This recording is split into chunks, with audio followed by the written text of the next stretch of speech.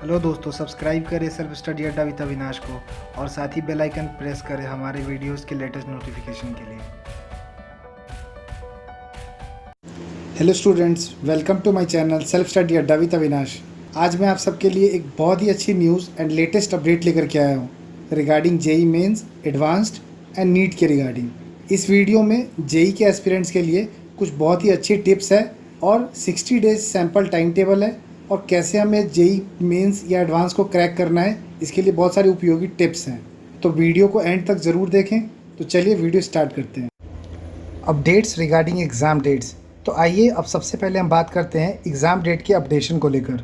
3 जुलाई को HRD minister doctor Ramesh Pokhriyal ने अपने ट्विटर हैंडल पर ट्वीट करके JEE mains, advanced and NEET के एग्ज़ाम डेट्स को अनाउंस करा। एग्ज़ाम डेट कुछ इस प्रकार हैं।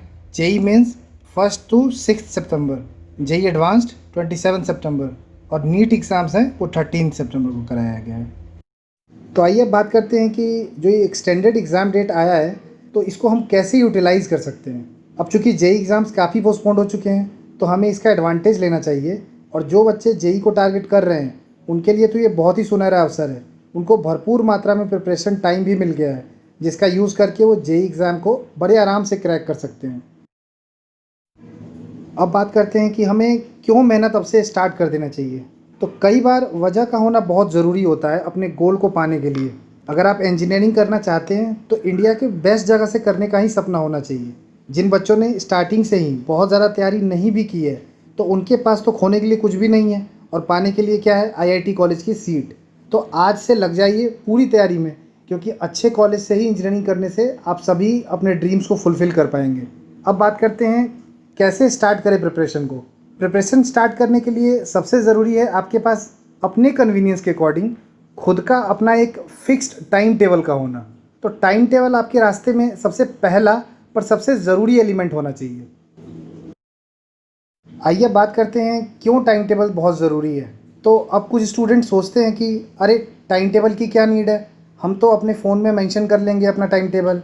या कुछ स्टूडेंट कहीं से किसी भी सब्जेक्ट का कुछ भी पढ़ने लगेंगे, पर इन सब का कोई मतलब नहीं है। टाइम टेबल आपको स्टडी टेबल के ठीक ऊपर होना चाहिए ताकि हर टाइम आपको मोटिवेशन मिले और आपके खुद के रोज़ के प्रोग्रेस को ट्रैक करने में हेल्प कर सके।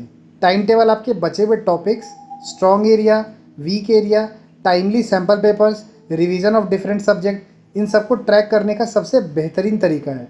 इसलिए इसको आप सभी ज़रूर प्रिपेयर कर लें, पर अपने preference weak and strong area को ध्यान में रखते हुए। आइए बात करते हैं sample time table for JEE exams. सबसे अच्छा टाइम टेबल वो नहीं होता जो किसी टॉपर का हो या आपको कहीं इंटरनेट से मिले। बेस्ट टाइम टेबल वो होता है जो आप खुद से प्रिपेयर करते हो अपने लिए। पर फिर भी कुछ स्टूडेंट्स को कन्फ्यूज़न रहता है कि कैसे स्टार्ट किया जाए, कैसे बनाया जाए टाइम टेबल। तो चलिए मैं आपको एक सैम्पल टाइम टेबल बताता हूँ जिसको आप अपने अकॉर्डिंग चेंज कर सकते हो, मॉडिफाई कर सकते हो। मैं ये टाइम टेबल डिज़ाइन कर रहा हूँ मंडे यानी 6 जुलाई से 31 अगस्त तक। टोटल 8 वीक आ जाएंगे इसमें। मैं ये कंसीडर कर रहा हूँ कि 1 सितंबर को आप जेई एग्ज़ाम्स दे रहे होंगे। आइए सबसे पहले मैं आपको एक सैम्पल टाइम टेबल देता हूँ फिजिक्स सब्जेक्ट के लिए। मैंने यहाँ पे पूरे सिलेबस को 8 वीक्स में डिवाइड करने की कोशिश करी है। ये बस आपके एक रेफरेंस के लिए है। अगर आपको कुछ नहीं समझ में आता तो आप इसको भी यूज़ कर सकते हैं, पर बेहतर यही होगा कि आप इसे अपने अकॉर्डिंग मॉडिफाई करें और अपने अकॉर्डिंग डेवलप करें। हिंट आप यहाँ से ले सकते हैं। तो वीक 1 जो कि 6 से 12 जुलाई तक होगा, वीक 2 13 से 19 और ऐसे करते करते वीक 8 यानी कि 24 अगस्त से लेकर के 31 अगस्त तक। तो इन वीक्स में जो ब्रैकेट में मैंने लिखा है 1 2, तो उसका मतलब है वो उतने दिन आपको तैयार करना है। जैसे वीक 1 का एग्जांपल लेते हैं, इसमें मुझे circular motion, work energy and power पहले दिन ये पढ़ना है वीक 1 के अंदर। Kinematic, Newton law of motion, friction, ये मुझे 1 दिन में ख़त्म करना है। रोटेशनल डायनामिक्स ये हमें 2 दिन में ख़त्म करना है। सिस्टम ऑफ पार्टिकल्स, कोलिजन और मोमेंटम ये 2 दिन में ख़त्म करना है।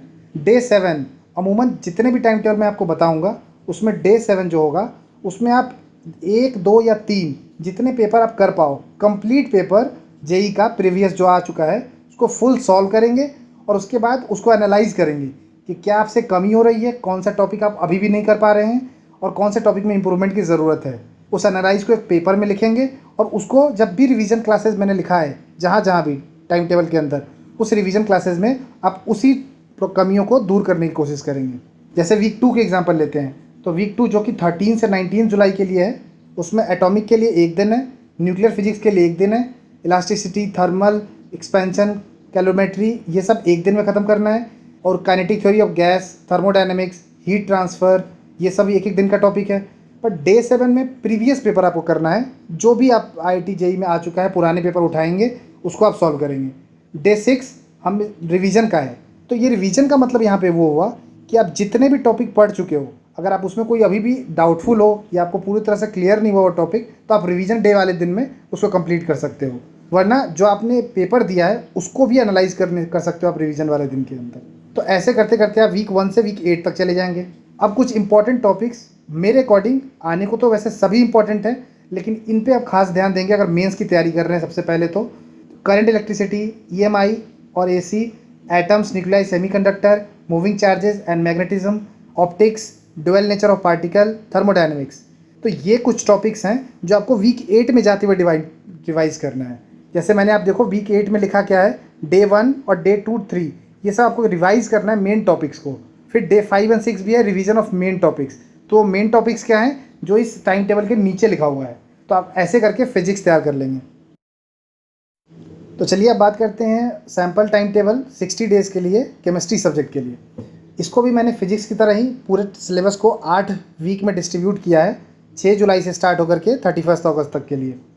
इन टाइम टेबल के अंदर भी आप डेज़ अपने अकॉर्डिंग तय कर सकते हैं कि किस दिन आपको कौन सा कंप्लीट करना है हर वीक के अंदर। पर टारगेट ये रहना चाहिए कि हर वीक में जितने टॉपिक इसमें दिए गए हैं वो सारे कवर हो जाएं। और डे 7 में आप हमेशा जो प्रीवियस सैम्पल पेपर हैं उनको ज़रूर से ज़रूर सॉल्व करेंगे। सैम्पल पेपर सॉल्व करना बहुत इंपॉर्टेंट है। एग्जाम्पल के लिए वीक 1 में मैंने आपको बताया है कि P block, hydrocarbon, coordination compound, इन टॉपिक्स को कंप्लीट करेंगे। पर आप डेज अपने अकॉर्डिंग डिवाइड कर सकते हो कि किस सब्जेक्ट में आपको किस टॉपिक के अंदर कितना दिन देना है। वो आपको बेहतर पता होगा कि किस टॉपिक में आप स्ट्रॉन्ग हैं, किस टॉपिक में आप वीक हैं।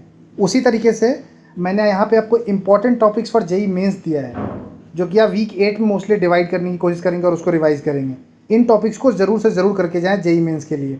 P block, coordination compound, chemical kinetics, electrochemistry, और वीक 4 के जितने टॉपिक्स हैं, वीक 4 टोटल केमिस्ट्री का वीक है, इसको आप ज़रूर से ज़रूर तैयार कर लें। बायोमोलिक्यूल्स से भी क्वेश्चंस आ सकते हैं, तो आप इस तरीके से एक गाइडलाइन ले सकते हो। बाकी प्रिपेयर आप अपने अकॉर्डिंग कर लेंगे। आइए बात करते हैं मैथ्स के लिए सैम्पल टाइम पेपर 60 डेज़ के लिए। बाकी सब्जेक्ट्स की तरह ही इसको भी मैंने 8 वीक्स के अंदर डिवाइड किया है, जो 6 जुलाई से स्टार्ट होगा और 31 अगस्त तक ख़त्म हो जाएगा। बाकी सब्जेक्ट्स की तरह ही हर वीक का डे 7 जो होगा आपका, वो पेपर एनालाइज करने में जाएगा। अगर आपको किसी वीक में किसी एक टॉपिक के अंदर डाउट है, तो आप उसको रिवीजन डे वाले दिन यूज़ कर सकते हो, उसको आप कंप्लीट कर सकते हो, उसमें जो भी प्रॉब्लम है एक बार देख सकते हो। तो एग्जाम्पल के लिए बात करते हैं वीक 1 के लिए, जो कि अपना 6 जुलाई से लेकर के 12 जुलाई तक आपका चलेगा। वो उसमें पहला टॉपिक है वेक्टर 3D, उसमें आप 3 दिन लगा लेंगे। ये जो दिन है ये फिक्स नहीं है, हर बच्चे के अलग अलग लेवल पे डिपेंड करता है। कोई बच्चा का कोई पार्ट स्ट्रांग होगा तो उसमें वो कम दिन यूज़ करेगा, किसी बच्चे का कोई पार्ट वीक होगा तो उसमें वो ज़्यादा दिन लगा सकता है। मैंने एक रफ़ आइडिया आपको देने की कोशिश करी है।